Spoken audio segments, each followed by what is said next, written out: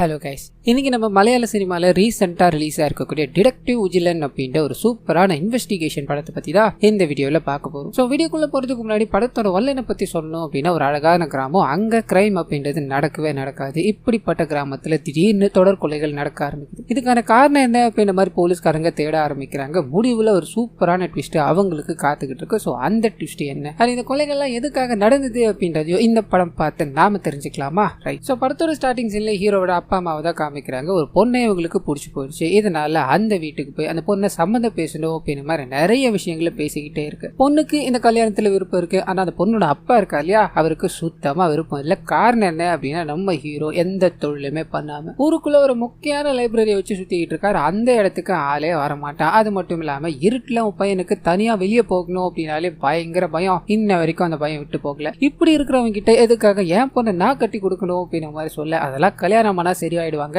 அது மட்டும் இல்லாம பையனுக்கு வேலையில ஒரு லைப்ரரி வச்சிருக்கான் அப்படின்ற மாதிரி தப்பா பேசாதீங்க. அவன் போலீஸ்காரங்களுக்கு நிறைய உதவிகளை பண்ணிக்கிட்டு இருக்கான். ஊருக்குள்ள ஆட்டக்கானோ மாட்டக்கானோன்னு வர எல்லாத்தையுமே என் பையன் தானே கண்டுபிடிச்சு கொடுத்துக்கிட்டு இருக்கான்னு சொல்ல, எதிரில் இருக்கவர் சிரிக்கிறாரு. அந்த போலீஸ்காரன் ஒரு தத்தி, அவனுக்கு உதவி பண்ற இவெல்லாம் எந்த அளவுக்கு இருப்பான்னு சொல்ல, அப்படியே கட் பண்ணி சச்சின் அப்படின்ற அந்த ஊர்ல இருக்க போலீஸ்காரரை காமிக்கிறாங்க. சோ இந்த ஊருக்கு 50வது பர்த்டே வரப்போகுது அப்படின்றதுக்காக ஒரு வீடியோ ஒன்னத்தை சேனல்காரங்க எடுக்க வராங்க அப்படின்ற மாதிரி இருக்கும். இதுக்காக வெல் ப்ரிப்பேர்டா என்ன டைலாக் பேசணும், எப்படி பேசணும் அப்படின்றது எல்லாத்தையும் பக்காவா ரெடி பண்ணிக்கிட்டே இருக்கும்போது உஜிலன் எங்க அப்படின்ற மாதிரி கேட்கிறார். அப்பதான் உஜிலன் ஒரு செயினை காணும் அப்படின்றதுக்காக ஒரு நபரோட வீட்டுக்கு போயிருக்காரு அப்படின்றது தெரிய ஆரம்பிக்குது. ஸோ இன்டர்வியூ எடுக்க வர விஷயம் அவனுக்கு தெரியாம பார்த்துக்கன்னு சொல்ல, கட் பண்ணி நம்ம ஹீரோ கிட்ட போகிறாங்க. வீட்டுக்குள்ள ஒரு சைனை காணும். சைனை தன்னோட பையன் தான் தேடி இருப்பான் அப்படின்ற மாதிரி அவனை பக்கத்துல வச்சுக்கிட்டு, சைனை நீதாமா தேடி கொடுக்கணும்னு சொல்ல, நம்ம ஹீரோ அங்கேயும் எங்கேயும் போந்து கட்லுக்கடியில எல்லாம் அலசி, நான் சைனை கண்டுபிடிச்சிட்டேன் அப்படின்ற மாதிரி வேக வேகமா வீட்டுக்கு வெளியே போறாரு. சைனை கண்டுபிடிச்சிட்டேன் வேக வேகமா வெளியே வந்து என்னையா பண்ணிக்கிட்டு இருக்கேன். அங்க இருக்கிறவங்க கேட்கும்போது ஒரு பூனை குட்டியை தூக்குறார். இவன் தான் இந்த வேலையை பார்த்திருக்கான். இவங்கிட்ட தான் அந்த சைனை இருக்குன்னு சொல்லி பூனை படுத்துக்கிட்டு இருக்கும் இல்லையா, அங்க போய் சைனை எடுத்துட்டு வர்றார். ஸோ இதை இவர் எப்படி கண்டுபிடிச்சிருப்பார் அப்படின்னா, பூனையோட காலத்தோட பெட்டுக்கு கீழே போயிருக்கும். அங்கதான் சைனை வச்சு இருந்திருப்பாங்க. அண்ட் பூனையோட முடியும் அங்க இருக்கிறத பார்த்திருப்பாரு. ஸோ இதை வச்சுதான் என்னோட கேஸை நான் சால்வ் பண்ணேன் அப்படின்ற மாதிரி சிரிச்சுக்கிட்டு அங்க இருந்து போக, அப்படியே கட் பண்ணி உங்களோட அப்பா அம்மா ஒரு பொண்ணை சம்மதம் பேசி முடிச்சுட்டு வந்தாங்க இல்லையா, அந்த பொண்ணு இவர்கிட்ட வந்து எனக்கு உங்களை கல்யாணம் பண்ணிக்க எந்த பிரச்சனையும் இல்லை, அப்பா தான் கொஞ்சம் முரண்டு பிடிக்கிறார். இருந்தாலும் பரவாயில்ல, கூடிய சீக்கிரமே ஒரு நல்ல செய்தி வரும்னு சிரிச்சுக்கிட்டே போக, இந்த விஷயம் நம்ம ஹீரோக்கு தெரியாது. வீட்டுல போய் சண்டை போட்டுக்கிட்டே இருக்கும்போது அம்மா ஒரே வார்த்தையில ஸ்டாப் பண்றாங்க. அது என்ன அப்படின்னா, நீ வெளியே போய் ஒரு லைட் ஆஃப் பண்ணிட்டு வர முடியுமா அப்படின்றது. அது ஸோ ஹீரோக்கு இருட்டு அப்படின்னா பயம். எதுவுமே பேசாம அப்படியே போய் படுத்துட்டாரு. கட் பண்ண இந்த போலீஸ்காரர் கிட்ட போகுது. இன்னைக்கு இந்த ஊரோட 50வது பிறந்த நாள். இதனால நாங்க இந்த வீடியோவை மேக் பண்ணிருக்கோம் அப்படின்ற மாதிரி ஒரு பத்திரிகையாளர் ஊர்லயே இருப்பாரு. அவரை வச்சு வீடியோ ஷூட் பண்ண ஆரம்பிக்கிறாங்க. அது இல்ல பொதுமக்களோட பொதுமக்களா கலந்து. இந்த ஊர்ல எந்த பிரச்சனையுமே பதிவானதே கிடையாது. 50 வருஷத்துல ரெண்டு தடவை தான் எஃப்ஐஆர் ரெஜிஸ்டர் ஆயிருக்கு. அந்த 2 தடவையே ஆட்டக்கானோ மாட்டக்கானோ அப்படின்ற மாதிரி மட்டும்தான் வந்திருக்கு.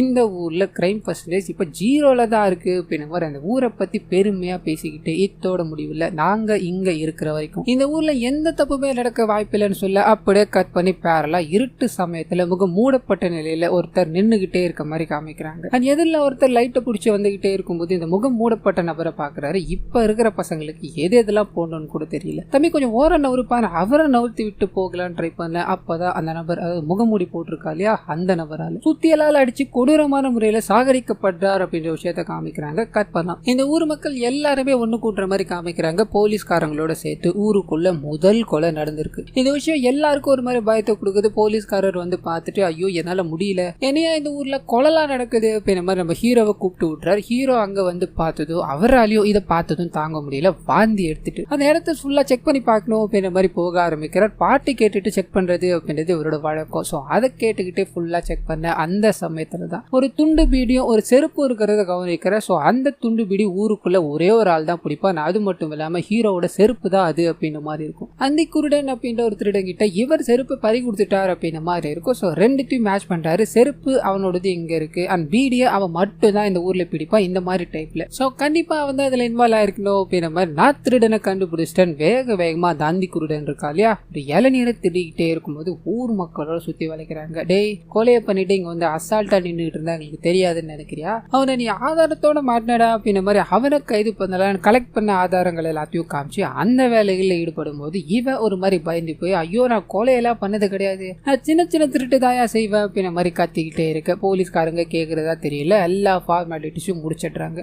இதை பத்தின விஷயங்களும் நியூஸ்ல ஓட ஆரம்பிக்குது. அப்படியே ஹீரோவை ஜாலியா இருக்க மாதிரி காமிக்கிறாங்க. அந்த சமயத்துல தான் ஊருக்குள்ள ஒரு ஆடு காணாம போயிடுச்சு அப்படின்றது இவருக்கு கேஸா வந்து சேருது. அதை பார்க்க போகும்போது அது அந்திக்குருடன் போட்டுக்கிட்டு இருந்ததா சொல்ல ஒரு செருப்பு இருக்கு இல்லையா, அதே செருப்பு அந்த இடத்துல இருக்கிறத கவனிக்கிறாரு. ஒருவேளை அவன் தான் அதுல ஈடுபட்டிருப்பானோ அப்படின்ற மாதிரி யோசிக்க அப்படியே கட் பண்ணி அந்த ஊரோட நியூஸ் சேனல்ல அந்திக்குருடன் தப்பிச்சு ஓட்டிட்டா அப்படின்ற மாதிரி போக ஆரம்பிக்குது. ஸோ ஹீரோக்கு இது ஒரு மாதிரி ஷாக்கா இருக்கு. இன்னொரு பக்கம் கட் பண்ணா ஊருக்குள்ள திருவிழா போய்கிட்டே இருக்கும்போது ஒரே ஒரு நபர் மட்டும் யூரின் போகணும் அப்படின்றதுக்காக தனிமையில எழுந்து போக அந்த இடத்துல அந்த முகம் மூடப்பட்ட நபர் என்டர் ஆகுற மாதிரியோ சுத்தியலால அடிச்சு அதே பேட்டர்ன்ல சாகடிக்கிற மாதிரியோ காமிக்கிறாங்க. ஸோ இந்த விஷயம் போலீஸ்காரங்களுக்கு தெரிஞ்சு ஊருக்குள்ள 2 கொலைகள் நடந்துருச்சு அப்படின்ற மாதிரி பயத்துல இருக்காங்க. ஆனா அந்த சமயத்துல தான் ஹீரோ அதே பேட்டர்ன்ல தான், அதாவது போன வாட்டி இறந்து போனாலே ஒரு நபர் அதே பேட்டர்னை தான் இங்க ஃபாலோ பண்ணப்பட்டிருக்கு. ஸோ இது மூலமாவே இதுல கண்டிப்பா ஒரு சீரியல் கில்லர் இன்வால்வ் ஆயிருக்கா அப்படின்றத நாம புரிஞ்சுக்கலாம்னு சொல்ல போலீஸ்காரங்க எல்லாமே வாய பொழந்துகிட்டு பாக்குறாங்க, சீரியல் கில்லரா அப்படின்ற மாதிரி. அண்ட் இன்னொரு பக்கம் கட் பண்ணி சீனியர் ஆபீசர் இந்த சச்சினை வந்து சந்திக்கிற மாதிரி காமிக்கிறாங்க. ஊருக்குள்ள 2 கொலை நடந்துருச்சு, நீ என்னையா இன்வெஸ்டிகேஷன் பண்ண, ஊருக்குள்ள எல்லாருமே பயந்து போயிருக்காங்க, நீ ஒரு பண்ணு, இந்த கேஸ்ல நான் வேற ஒரு ஆளை இந்த ஊருக்கு கொண்டு வரேன், அந்த மனுஷனுக்கு நீ ஹெல்ப் மட்டும் பண்ணா போதுன்னு சொல்லிட்டு அந்த ஊருக்கு ஷம்பு அப்படின்ற ஒரு போலீஸ்காரரை கொண்டு வர மாதிரி காமிக்கிறாங்க. ஸோ வந்து நினைத்து ஊர் மக்கள் முன்னிலையில நீங்க பயத்தோட இருக்கீங்க அப்படின்ற மாதிரி எனக்கு நல்லா தெரியும், நான் வந்துட்டேன்ல, இனிமேல் இந்த கேஸை நான் உங்களுக்காக சால்வ் பண்ணி காமிக்கிறேன்.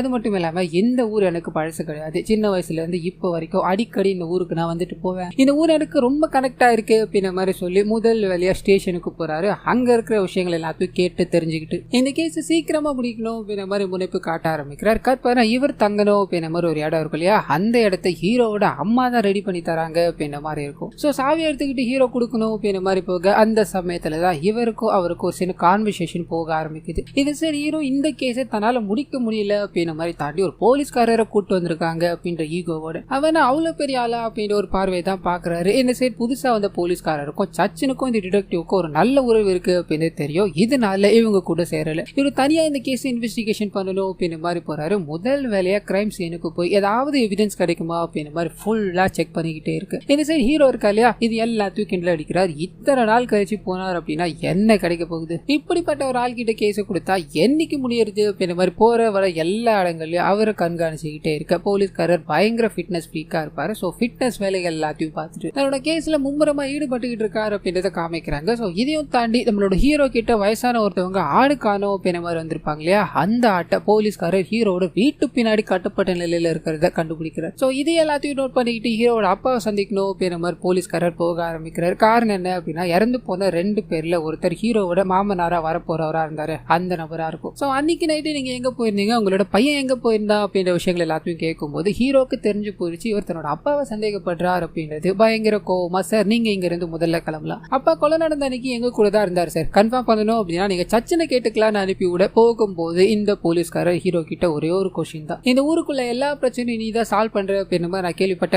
ஒரு பாட்டியோட ஆட்டை காணோம் அப்படின்னு மாதிரி நீ தேடிக்கிட்டு இருந்தே, அந்த ஆட்டை உன்னோட வீட்டு பின்னாடி தான் நான் கண்டுபிடிச்சேன். ஸோ அப்பா திருடி வைக்க பையன் டிடெக்டிவா கண்டுபிடிக்க இந்த தொழில் தான் இங்க போய்கிட்டு இருக்கோம் அப்படின்னு மாதிரி இவங்கள சந்தேக நோக்கத்திலே பார்த்துட்டு அங்க இருந்து போக அப்படியே கற்பனா ஊருக்குள்ள இன்னொரு கொலை நடந்திருக்கு அப்படின்ற தகவல். மக்கள் எல்லாருமே பயத்தோட அங்க கூடிடுறாங்க. ஹீரோவும் வேகமா அங்க போய் பார்க்க அங்க தொங்க விடப்பட்ட நிலையில அந்த டெட் பாடி கிடக்குது. ஸோ அதே பேட்டர்ன்ல தான் சீரியல் கில்லிங் நடந்திருக்கு அப்படின்ற மாதிரி ஃபாரன்சிக் ஆபீசர் இன்னும் சில விஷயங்களை சொல்ல ஆரம்பிக்கிறார். இதுக்கு முன்னாடி நடந்த 2 கொலைகள்லயுமே அவ்வளவா எந்த எவிடன்ஸுமே கிடைக்கல, ஆனா இந்த கொலையில சில விஷயங்கள் கிடைச்சிருக்கு அப்படின்ற மாதிரி இவர் கலெக்ட் பண்ண விஷயங்களை சொல்ல ஆரம்பிக்கிறார். இந்த பர்டிகுலர் பிளேஸ்ல ஒரு 25 பேரோட ஃபுட் பிரிண்ட் இருக்கும், அதுல ஒரே ஒன்று மட்டும் யூனிக்கா இருக்கும். காரணம் என்ன அப்படின்னா, அந்த ஃபிட்னஸ்க்காக போடுவாங்க இல்லையா ஷூ, அந்த ஷூவோட கால் வச்சு இங்க பதிஞ்சிருக்கு அப்படின்ற மாதிரி இருக்கும். பதியிறப்போ சில மண்ணு எல்லாம் இருந்திருக்கும், அந்த மண்ணும் இங்க இருக்க சர்ஃபேஸ்ல இருக்கும் மண்ணும் வேற இதே மண்ணு தான் அந்த டெட் பாடியோட உடம்புல இருக்கு அப்படின்ற மாதிரி இருக்கும். ஸோ அந்த ஷூ போட்டுக்கிட்டு இருந்த நபர் தான் இங்க வந்து டெட் பாடி அந்த மாதிரி தொங்க விட்டு போயிருக்கணும், அவன் தான் இந்த கில்லரா இருக்கணும் அப்படின்ற மாதிரி அந்த ஃபாரன்சிக் ஆபீசர் சொல்லி முடிக்க இந்த எல்லா விஷயங்களையும் ஹீரோ நோட் பண்ணா இல்லையா,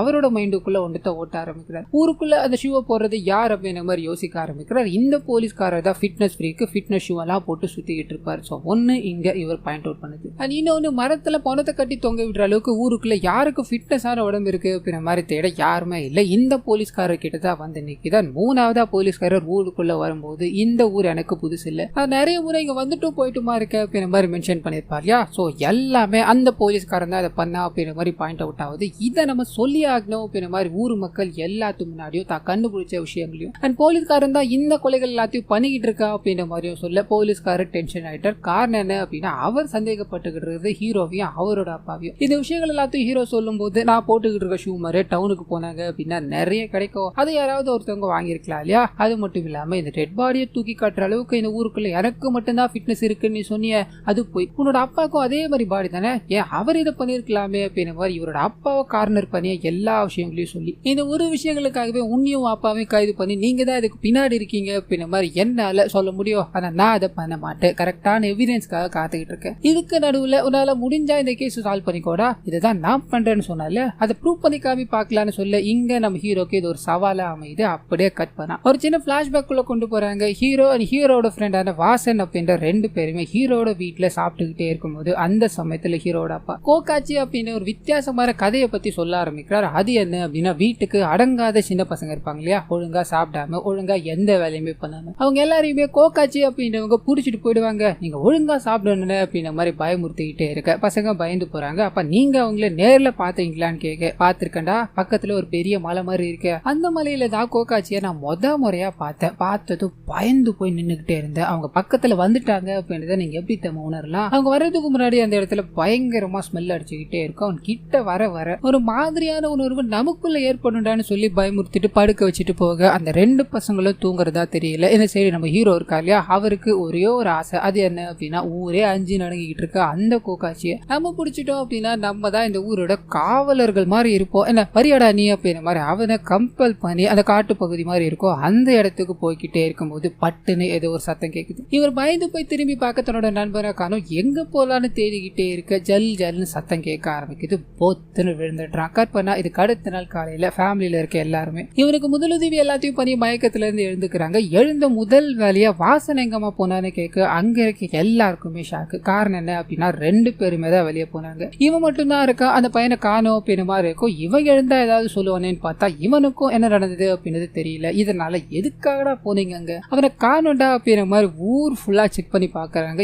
எங்கேயுமே அவன் கிடைக்கல. இதனால ஊர் மக்களுக்கு என்ன படுத்துன்னு தெரியல. ஹீரோட அப்பாவும் நடந்த விஷயங்கள் எல்லாத்தையும் சொல்லி நீ ஒன்னும் கவலைப்படாதடா, நீ தூங்குடா அப்படின்ற மாதிரி லைட் ஆஃப் பண்ணலான்னு போக பயங்கரமா அலற ஆரம்பிக்கிறா. சோ இந்த சம்பவத்துக்கு அப்புறம் தான் ஹீரோக்கு இருட்டு அப்படின்னாவே பயம். கட் பண்ணி பிரசன்ட்ல காமிக்கிறாங்க. ஊர் மக்கள் எல்லாருமே ஹீரோவும் அவரோட அப்பா வந்து அதுல இன்வால்வ் ஆயிருக்காங்க அப்படின்ற தோரணையில பார்க்க ஆரம்பிச்சிட்டாங்க. ஊருக்குள்ள மரியாதை போயிடுச்சு அப்படின்ற மாதிரி ஹீரோட அப்பா ஃபீல் பண்ணிக்கிட்டே இருக்க, இன்னொரு பக்கம் இன்ஸ்பெக்டர் நம்ம ஹீரோட அப்பாவையும் பாயிண்ட் அவுட் பண்ற மாதிரியான எவிடன்ஸ் சேர்த்துக்கிட்டே இருக்காரு. ஊர் மக்கள் கிட்ட போய் அவங்க உங்ககிட்ட எப்படி பேசுவாங்க அப்படின்ற விஷயங்கள் எல்லாத்தையும் கலெக்ட் பண்ணிக்கிட்டே இருக்க மொத்தமா ஒரு கூட்டத்தை கூட்டி அந்த கூட்டத்தோட முடிவுல யாருமே ஈவினிங் ஆச்சு அப்படின்னா வெளியே வராதிங்க. காரணம் என்ன அப்படின்னா, அவன் நைட்டு வெளியே வரவங்களை தான் டார்கெட் பண்ணிட்டு இருக்கா. ஸோ இதே மாதிரி அமெரிக்கால ஒரு இடத்துல சீரியல் கில்லிங் அப்படின்ற மாதிரி நடந்துகிட்டே இருந்தது. அதுல அந்த சீரியல் கில்லருக்கு அவங்க வச்ச பேர் பூகி மேன் அப்படின்றது தான். அந்த பூகி மேனை கடைசி வரைக்கும் அவங்களால கண்டுபிடிக்க முடியல. ஆனா நான் இவனை கண்டுபிடிச்சிருவேன், இந்த கூட்டத்துல இருக்க யாரோ ஒருத்தர் தான் கண்டிப்பா அந்த கொலைகள் எல்லாத்தையும் பண்ணிருக்கணும், சோ நான் கண்டுபிடிக்க விட மாட்டேன் அப்படின்ற மாதிரி சொல்லிட்டு போக மக்கள்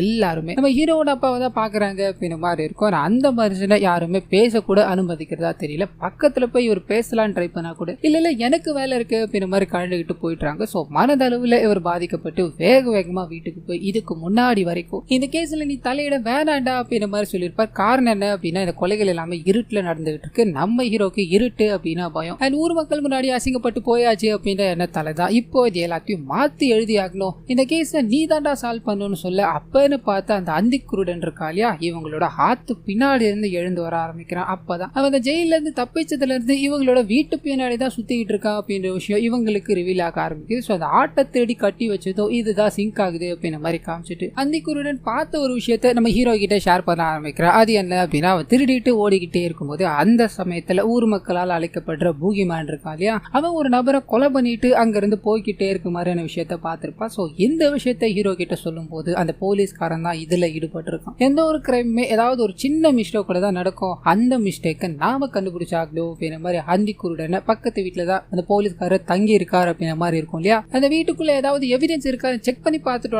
அனுப்பி விட உள்ள போய் தேடி பாக்குறாரு, ஒண்ணுமே கிடைக்கல. சோ இந்த விஷயத்த ஹீரோ கிட்ட வந்து சொல்லும் போது அவன் தெளிவா தான் பிளான் பண்ணிருக்கான்டா.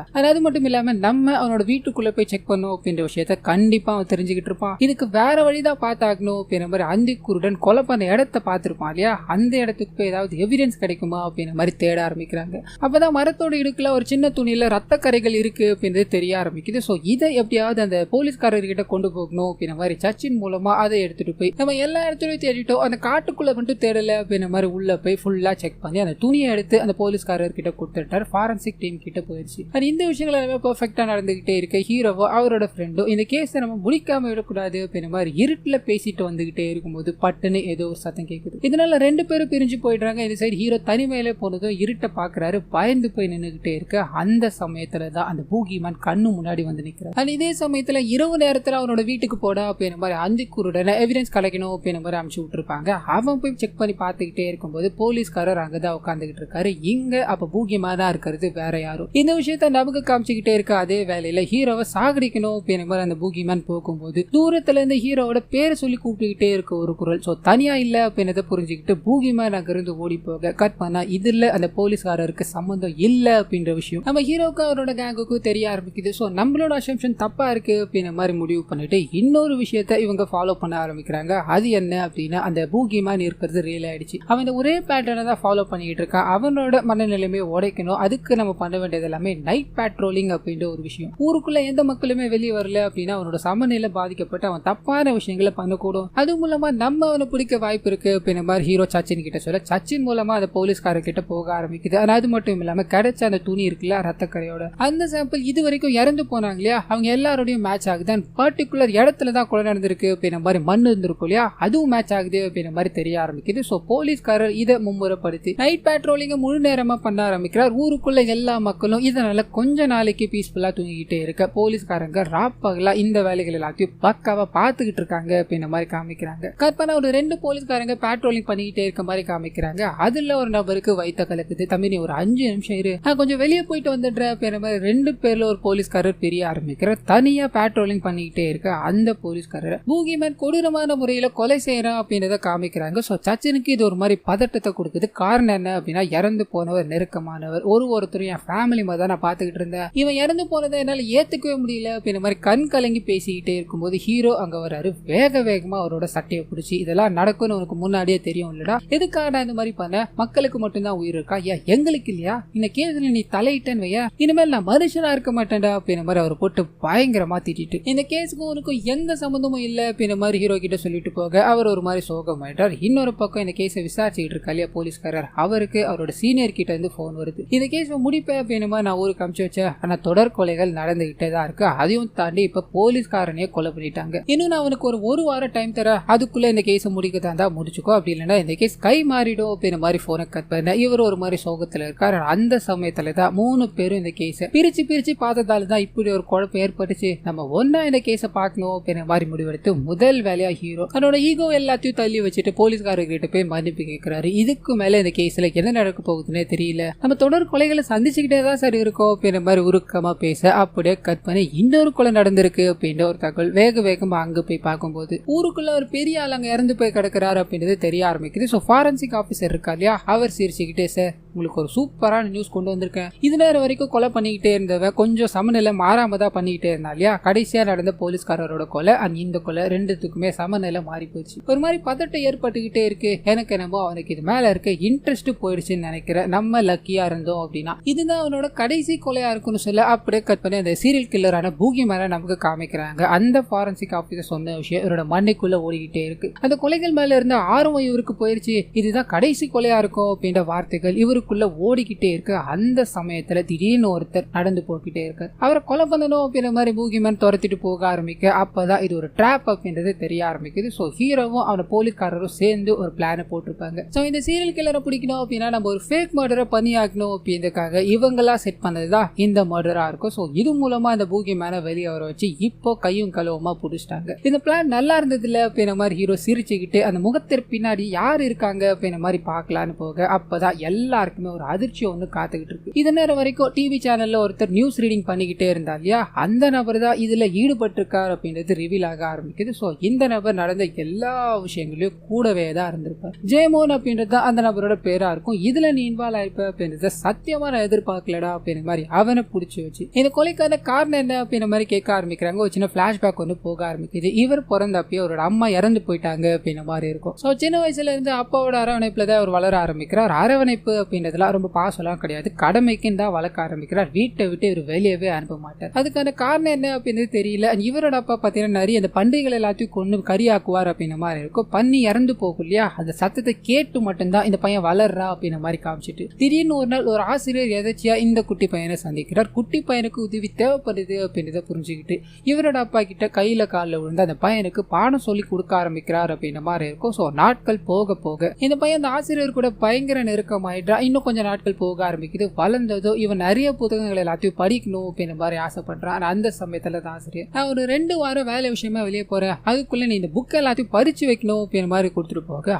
அதுல ஒரு புத்தகம் தான் பூகி மேன் அப்படின்றது. மற்ற எந்த புத்தகம் மேலேயும் இவருக்கு ஆர்வம் வரல. அந்த புத்தகத்து மேல பயங்கர ஆர்வம், படிக்க ஆரம்பிக்கிறாரு. அது இல்ல ரியல் லைஃப் பூகி மேனை பத்தின நிறைய விஷயங்கள் போட்டிருக்கு. ஸோ இதனால தானும் ஒரு பூகி மேன் ஆகணும் அப்படின்ற விஷயம் இவருக்குள்ள அப்படியே விதைக்க ஆரம்பிக்குது. அதை பத்தின விஷயங்களை யோசிச்சுக்கிட்டே இருக்க ஆசிரியர் திரும்பி வர்றார். புத்தகங்கள் எல்லாத்தையும் பறிச்சுட்டு எடான்னு கேட்க, நான் இந்த ஒரு புத்தகத்தை தான் பலமுறை படிச்சேன் அப்படின்ற மாதிரி அந்த புத்தகத்தை காமிச்சிட்டு, அது மட்டும் இல்லாம தன்னோட அப்பா வளர்க்குற ஒரு பையன் சுத்தியலால பூகி மேன் மாதிரியே சாகடிச்சு வச்சிருக்கா அப்படின்ற மாதிரி இருக்கும். ஸோ ஆசிரியரை கூப்பிட்டு இதை காமிக்கும் போது இந்த விஷயத்தை ஒரு அப்பா பாக்குறாரு. என்ன காரியம்டா பண்ணிருக்க அப்படின்ற மாதிரி அந்த நபரை போட்டு பயங்கரமா அடிச்சுக்கிட்டே இருக்கு. அன்னைக்கு ஆசிரியர் அங்கிருந்து போனவர் தான் ரிட்டர்ன் பரவேல அப்படின்ற மாதிரி சொல்லிட்டு இந்த நபரை ரூமுக்குள்ள அடிச்சிடுறாங்க அப்படின்ற மாதிரி இருக்கும். பயங்கர சத்தங்களோட வெளியே போகணும்னு கத்திக்கிட்டே இருக்க அப்பா திறக்கிறதாவே தெரியல. திடீர்னு ஒரு நாள் லைட்டா கதவு திறக்குது. இருட்டு நேரத்துல தனக்கான சுதந்திரத்தை தானே தான் தேடிக்கணும் அப்படின்ற மாதிரி கதவை திறந்துட்டு வெளியே வரும்போது சுத்தியலால் அப்பா அடிச்சு கீழே சாகடிக்கப்பட்டு கிடக்கிறார் அப்படின்ற மாதிரி இருக்கும். பக்கத்துல முகம் மூடப்பட்ட நிலையில அந்த மாஸ்க் எல்லாத்தையும் போட்டுக்கிட்டு ஒரு நபர் உட்காந்துக்கிட்டு இருக்கார். பயந்து போய் நின்றுகிட்டே இருக்க அந்த நபர் கிட்ட வர வர அப்பதான் இவரோட டீச்சர் தான் அது அப்படின்றது தெரிய ஆரம்பிக்குது. நான் என்ன மாதிரியான உருவத்தை உனக்குள்ள பாத்துட்டேன், நீ யாருக்காகவும் உன்னை விட்டு கொடுத்துறாதா, யாருக்காகவும் சிறையில் அடைக்கிற வாழ்க்கையை வாழாதடா அப்படின்ற மாதிரி அந்த ஆசிரியர் சொல்லிட்டு மிச்சம் இருக்கிற உயிரை சாகடிச்சிரு அப்படின்ற மாதிரி கையில பொருள் எடுத்து கொடுக்க அவர் சாகடிச்சு தன்னோட அப்பாவை மொத்தமா முடிக்கிறார் அப்படின்ற மாதிரி இருக்கும். ஸோ நாட்கள் போக போக இவருக்குள்ள பூகி மேன் அப்படின்றது உருவெடுக்க ஆரம்பிக்குது. நிறைய இடங்களுக்கு போய் வேலை செய்ய ஆரம்பிக்கிறார், நிறைய மக்களோட பழக ஆரம்பிக்கிறார். ஆனா யாருமே இவரு கூட மிங்கிள் ஆகுற மாதிரி தெரியல. அப்படி ஒரு சூழ்நிலையில தான் இந்த ஊருக்குள்ள வந்து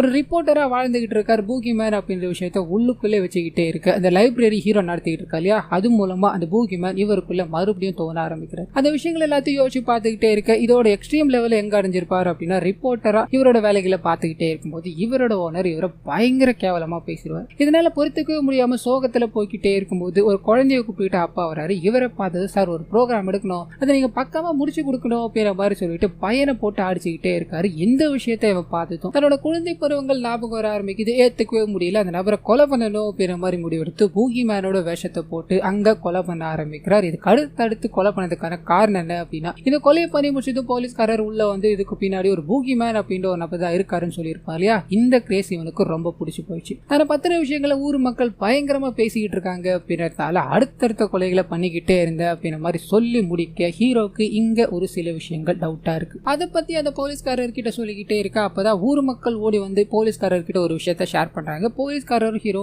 ஓடி போய் செவுத்துல ஒன்னு எழுதப்பட்டிருக்கு, அதை கவனிக்கிறாங்க. அது என்ன அப்படின்னா, 10 மணிக்குள்ள நீங்க புடிச்சு வச்சிருக்கோன்னு வெளியே விடணும், அப்படி இல்லைன்னா ஊருக்குள்ள தொடர் கொலைகள் நடந்துகிட்டே தான் இருக்கும் அப்படின்ற விஷயம் தான் அது. சோ ஒரு ஆள் இங்க இல்ல, 2 ஆள் இதுல சம்மந்தப்பட்டிருக்காங்க அப்படின்றது தெரிய ஆரம்பிக்குது. அந்த 2வது ஆள் யாரா இருக்கோ அப்படின்ற மாதிரி போலீஸ்காரங்க தேட ஆரம்பிக்க அப்பதான் நம்ம ஹீரோவோட ஒரு சில அசம்ஷன்கள் இங்க ஒர்க் ஆக ஆரம்பிக்குது. அது என்ன அப்படின்னா, ஃபர்ஸ்ட் ஒரு ரிப்போர்ட்டர் அப்படின்ற மாதிரி டிவில எல்லாம் காமிச்சிருப்பாங்க இல்லையா, அவர் இந்த வலது கையை யூஸ் பண்றவரா இருப்பாரு. ஆனா இப்ப புடிச்சு வச்சது இடது கையை யூஸ் பண்றவரா இருப்பாரு. 2 இடிக்குது. அப்ப இதுக்கு பின்னாடி யார் இருக்கணும் அப்படின்ற கோணத்துல விசாரிக்கும் போது அப்பதான் ஒரு டிராப் மாதிரி ஒண்ணுத்த அந்த 10 மணிக்கு மேல ஆச்சு அப்படின்னா கொல்லுவேன்னு எழுதி வச்சால சீரியல் கில்லர், அவனுக்கு செட் பண்ண ஆரம்பிக்கிறாங்க. அந்த டிராப்ல அவர் மாட்டிக்கிறார். இது மூலமா இதுல இன்வால்வ் ஆனது ட்வின் பிரதர்ஸ் அப்படின்றது தெரிய ஆரம்பிக்குது. சோ அந்த கதைகள் எல்லாத்துலயுமே பாத்தீங்கன்னா ட்வின் பிரதர் தான். அந்த 2 பேருமே ஒரே மாதிரி தான் இருப்பாங்க. சோ முதல் 2 கொலையை மட்டும் தான் அந்த ஊர்ல இருக்க ரிப்போர்ட்டர் பண்ணா அப்படின்ற மாதிரி இதுக்கு அடுத்த கொலைகள் எல்லாத்தையுமே பாத்தீங்கன்னா 2 பேரும் சேர்ந்துதான் பண்ணிருப்பாங்க. அதுலதான் வடது இழுது அப்படின்ற கைகள் மாற்றங்கள் எல்லாமே நடந்திருக்கும். அந்த போலீஸ்காரரை கொலை பண்ணதுல இருந்து 2 பேர்ல அந்த வலது கை யூஸ் பண்றாங்க இல்லையா, அவருக்கு ஒரு சின்ன ஆச்சும். நம்ம மாட்டிப்போமோ அப்படின்ற பயத்துல இருக்கும்போது இன்னொரு ட்வின் பிரதர் இருக்கா இல்லையா,